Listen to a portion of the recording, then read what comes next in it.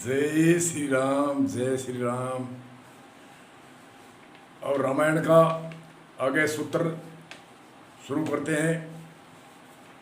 पूर्व में बताया था रामायण की लीला, बाहर की लीला और घट रामायण की लीला, दोनों लीला ही चालू रहेगी। घट रामायण की लीला, रामायण में भी घट रामायण का उपदेश है और भी संतों ने आंतरिक साधना के लिए घट रामायण के माध्यम से और संतों ने भी घट रामायण की भांति आंतरिक उपदेश अनेक ऋषि मुनियों ने दिया है। और हमारे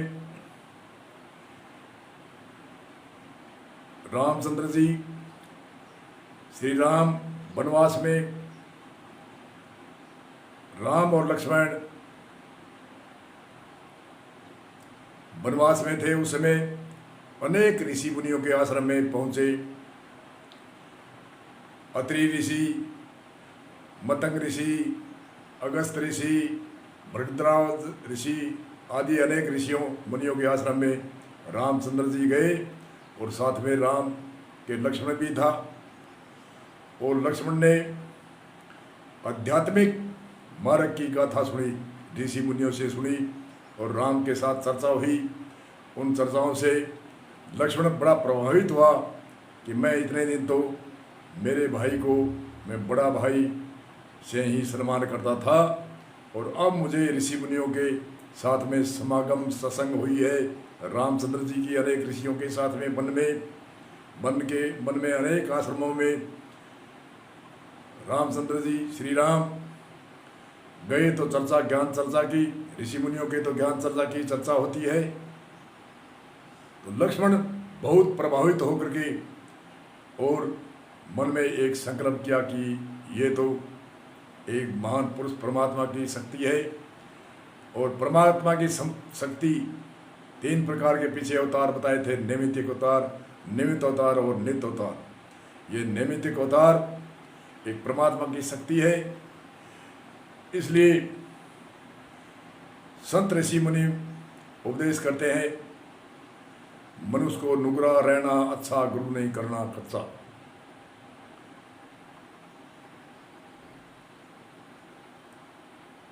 नुगरा मुझे ना मिलो और पापी मिलो हजार, एक नुगरे गए शीश पर लख पापी होगा बाहर।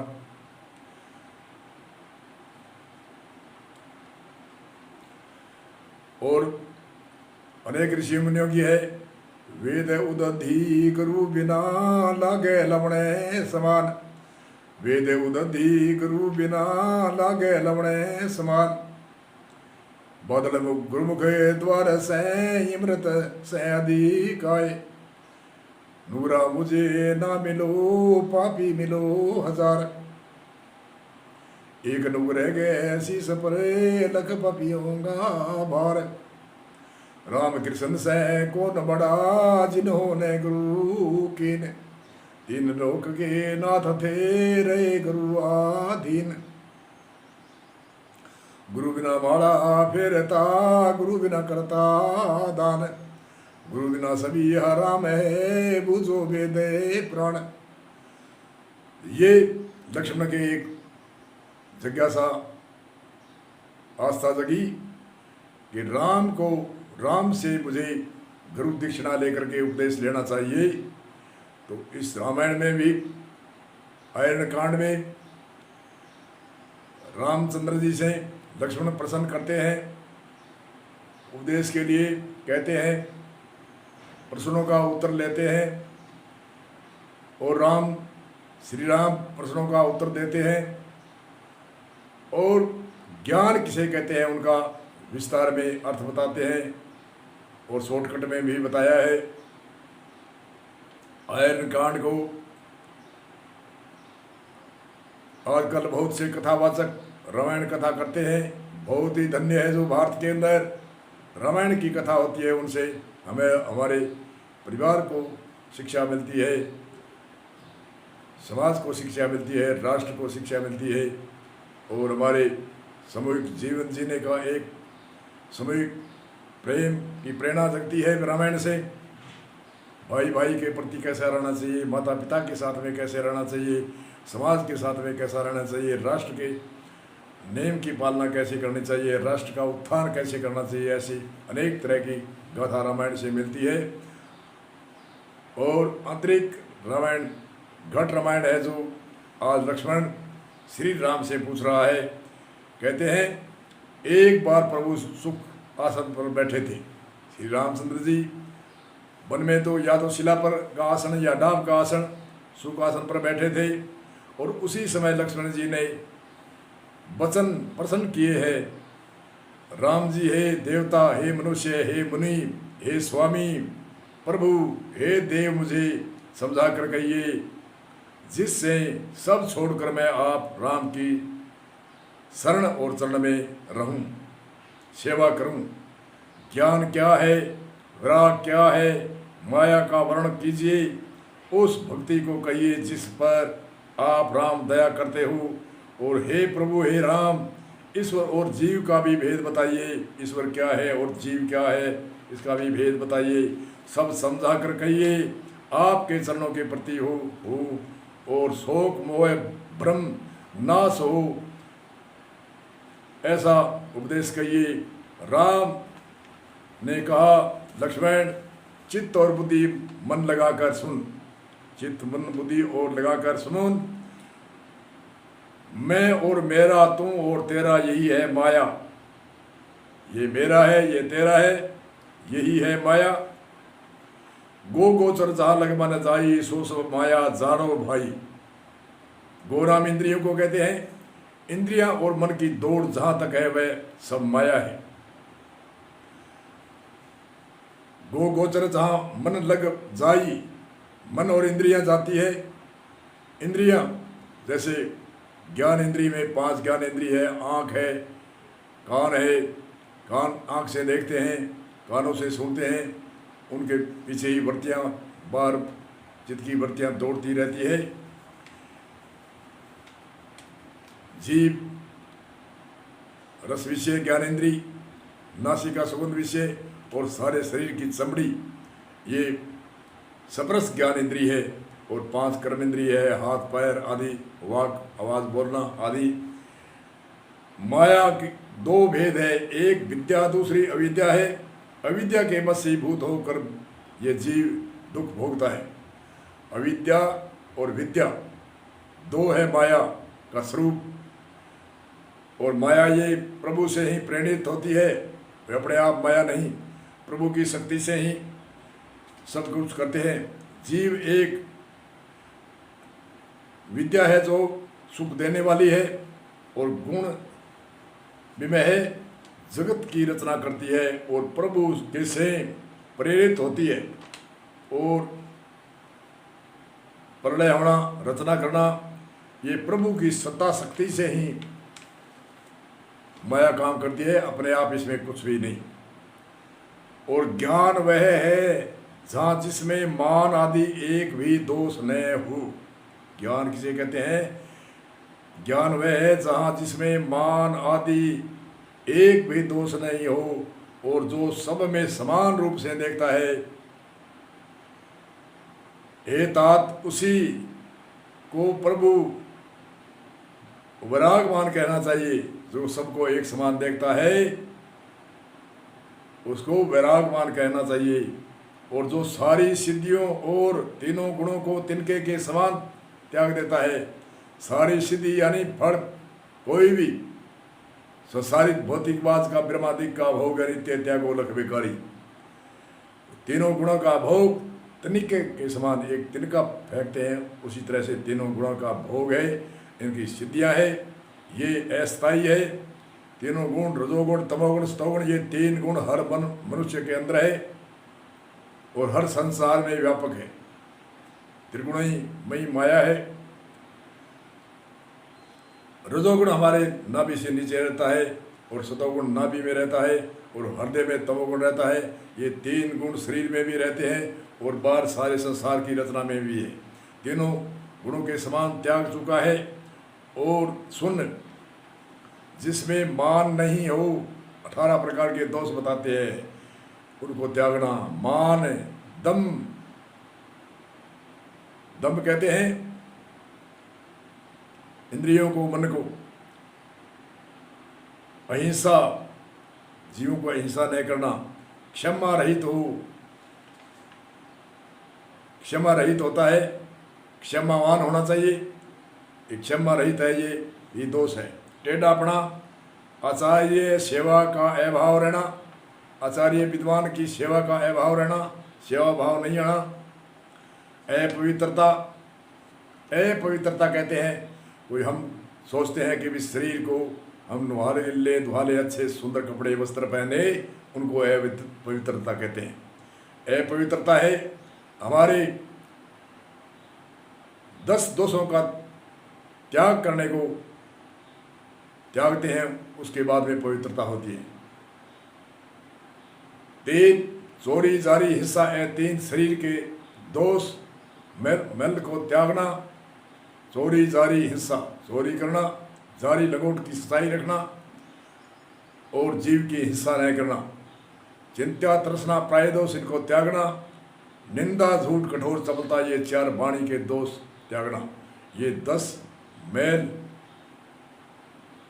मल दोष है, इनको त्यागने से पवित्रता आती है। बार की सफाई तो वे स्वास्थ्य के लिए है ही।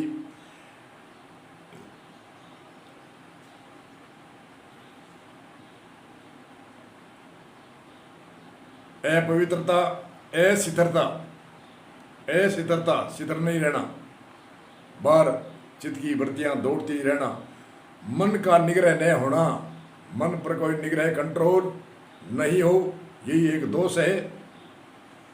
इंद्रियों के विषय में आसक्ति रहना, 5 ज्ञान इंद्रिय है, 5 इनके विषय है। आँख देखने का विषय है, कान सुनने का विषय है, जीभ रस का विषय है, नासिका सुगंध का विषय है, सारी सर्दी गर्मी को सहन करने की सबरस विषय है। तो ये 5 विषयों में आसक्ति रहती है, ये एक दोष है। और अहंकार और जन्म मृत्यु, अनेक व्याधियाँ में जन्मों और मरणों, इनकी व्याधियाँ। 5 क्लेश में आखिरी क्लेश है, 5 क्लेश है अविद्या, अस्मिता, राग, द्वेष और अविनेश। अविनेश कहते हैं मृत्यु के भय को। हर जीव जंतु को मृत्यु का भय है, इसलिए मृत्यु को, भय को त्यागना।